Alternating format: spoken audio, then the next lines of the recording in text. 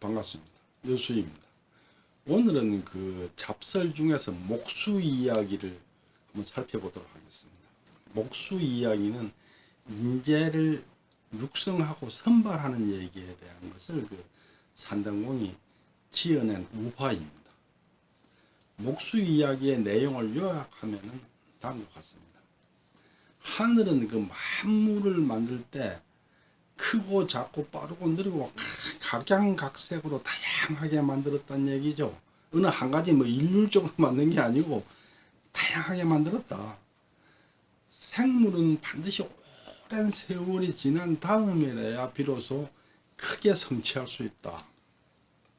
목수 장석이 큰 집을 지으려고 그 대tuk감을 구하려 찾아다녔는데 찾지를 못했다. 근데 큰 산 깊은 골짜기에서 소나무 하나가 그 가시덩굴 사이에 끼어서 자라지 못하는 것을 봤다.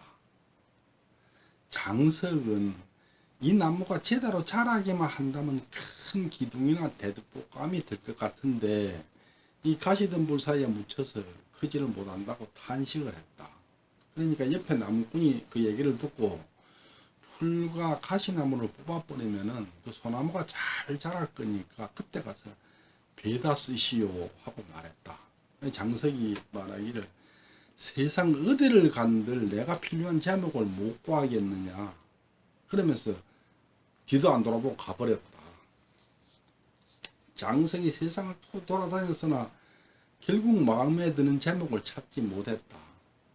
그래 이제 돌아다니다 보니까 결국은 옛날 그 골짜기를 다시 오니까 옛날에 그 소나무가 우뚝하게 자라서 엄청나게 큰 나무가 돼 있었다. 그래서 장석이 그 나무를 베다가 기둥과 들보로 사용하려고 했다. 그러니까 그 나무꾼이 다시 나타나서 웃으면서 말하기를 각기 용도에 맞게 나무를 골라서 사용하는 것은 그 목수의 능력이다.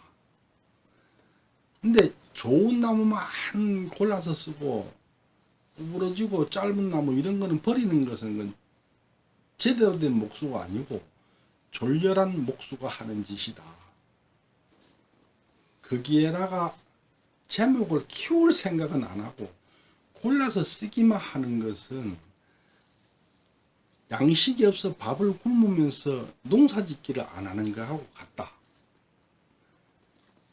이런 원리는 나라를 다스리는데도 똑같이 적용된다. 큰 인재는 큰 일에 사용하고 작은 인재는 작은 일에다가 사용하면 되는 것이다. 대체로 이런 내용입니다. 그러면은 산당집에서 그 발췌를 해서 내용을 살펴보도록 하겠습니다. 산당집에 수록되어 있는 잡설 중 목수 이야기에 적혀 있기를 하늘이 이 세상에 만물을 만들어낼 때에 크고 작고 빠르고 느린 것 등 각양각색으로 다양하게 만들었다. 곧 작은 풀포기는 봄에 싹이 터서 가을이 되면은 시들지만 대춘이라는 큰 나무는 8,000년 동안을 자라다가 다시 8,000년 동안을 늙어서 산다고 한다. 왜 그런가 하면 생물은 반드시 오랜 세월이 지난 다음에야 비로소 크게 성취할 수 있기 때문이다. 대충이라는 나무는 8,000년을 봄으로 살고 8,000년을 가을로 삼아서 36,000년을 1년으로 삼아서 산다는 그 전설 속의 나무예요. 그렇게 대충처럼 36,000년을 1년으로 사는 나무가 있는가 하면은 봄에 싹이 텄다가 가을 되면 시들어 죽는 풀도 있다. 그러니까 대충 같은 큰 나무나 풀같이 작은 생명체나 다양하게 있다는 얘기죠. 사람도 그와 마찬가지로 대충같이 그리 큰 인재가 있는가 하면은 풀처럼 이렇게 하찮은 인재도 있고 자질이 다양하다 이런 얘기죠. 옛날에 목수 장석이 큰 집을 지으려고 여러 해 동안 대들보감을 구하러 돌아다녔으나 적당한 나무를 찾지 못하였다. 큰 산속, 깊은 골짜기를 지나다가 보니 여러 해 묵은 소나무가 가시나무 덩굴과 잡초 사이에 끼어서 소나 말들에게 짓밟히면서 제대로 자라지도 못하고 있었다. 장석이 탄식하며 말하기를 이 나무가 제대로만 자란다면 틀림없이 훌륭한 대들보감이 되겠는데 풀 속에 묻혀서 자라지 못하고 있으니 비록 가져다가 쓰고 싶다고 한들 무슨 소용이 있겠는가. 라고 했다. 곁에서 뗄나무를 하고 있던 나무꾼이 장석에게 말하기를 그렇다면 한탄만 하고 있을 것이 아니라 나무 밑에서 자라고 있는 풀과 가시나무를 베어버리시구려.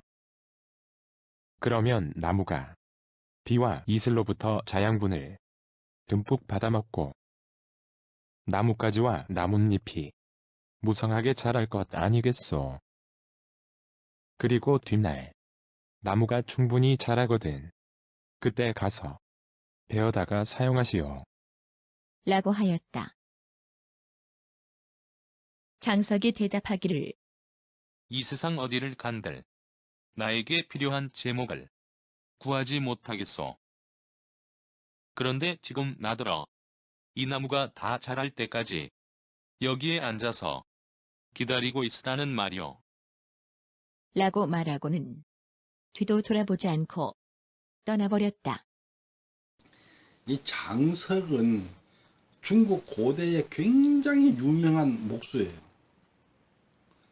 이 장석이 얼마나 대단한 목수냐면 초나라 사람인데 사람 코에다가 진흙을 그 팔이 날개처럼 짧게 발라놓고 짜위를 막 휘둘러서 이 진흙을 깎아내는 거예요. 깎아내는데 코에 흠집 하나 안 생기는 거예요. 그만큼 대단한 기술자예요. 나무꾼이 하는 얘기는 인재를 골라 쓸 생각만 하지 말고 길러서 써라 이런 얘기예요. 그리고 장석이 하는 얘기는 인재를 육성하진 않고 나는 골라서만 쓰겠다 이 얘기를 하는 거죠.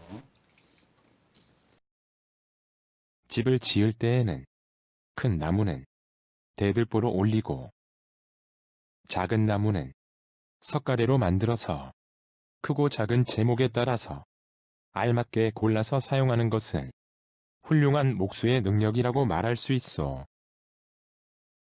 길고 곧은 나무만 골라서 쓰고 짧고 굽은 나무는 버리는 것은 졸렬한 목수나 하는 짓이요.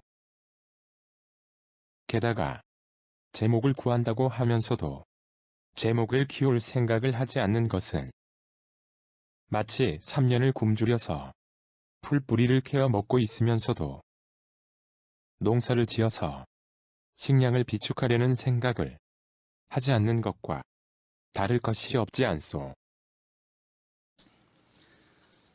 사람을 채용함에 있어서도 그 사람의 재주에 따라서 각자 쓰임새가 따로 있으니까 한 가지 기준만 적용한 그 스펙으로 뛰어난 인재를 찾아다니는 것은 잘못된 거다.